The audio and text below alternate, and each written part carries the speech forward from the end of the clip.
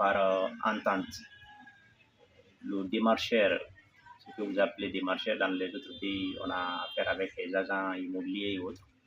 Il y a aussi d'autres agents qui ne sont pas forcément des agents immobiliers. Parce que pour exercer ces métiers, dans les autres pays, il faut avoir un agrément. N'importe qui n'est pas appelé à le faire. Il y a d'ailleurs dans les autres pays, je prends la France, la Belgique, le Québec, ceux que nous appelons, les gens que nous appelons ici des démarcheurs sont partis au contrat. C'est-à-dire qu'ils sont considérés comme une partie dans le contrat, dans le bail.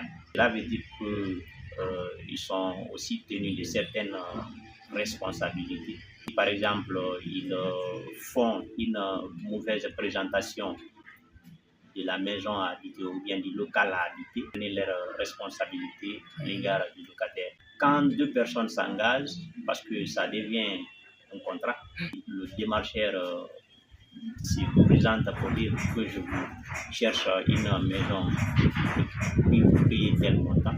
Et de ce moment-là, il faut dire que le locataire est tenu d'honorer son engagement. Ça devient un engagement. Il y a contrat seulement si le contenu est licite et certain. Parce que seulement la loi est contre des contrats qui portent atteinte à l'ordre public.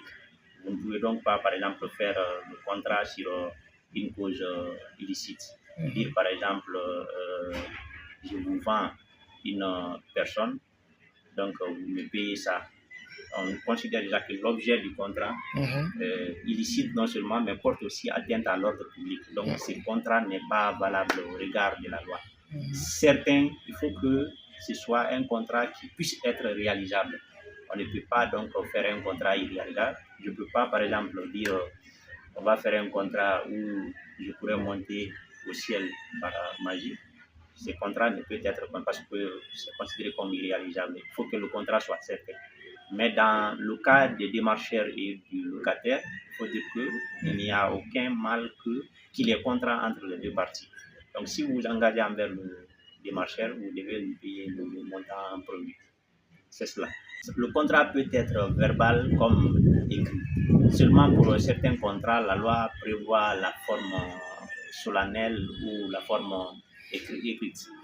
Pour ces contrats, la loi dit forcément qu'il faut un écrit. Mais pour ce genre de contrat dont on est en train de parler, ce n'est pas obligatoire qu'il y ait un écrit. Mais il serait quand même profitable aux démarcheurs d'en faire un écrit parce que celui pour qui il a cherché une maison, si celui-là dit qu'il ne s'est pas engagé, il va falloir qu'il apporte la preuve réellement que le locataire s'est engagé à lui payer un montant. Donc s'il n'y a pas de preuve pour prouver que c'est sa parole contre la sienne, quoi, celle du locataire. Parce qu'il faut, pour se prévaloir d'un droit, il faut en apporter la preuve. C'est cela.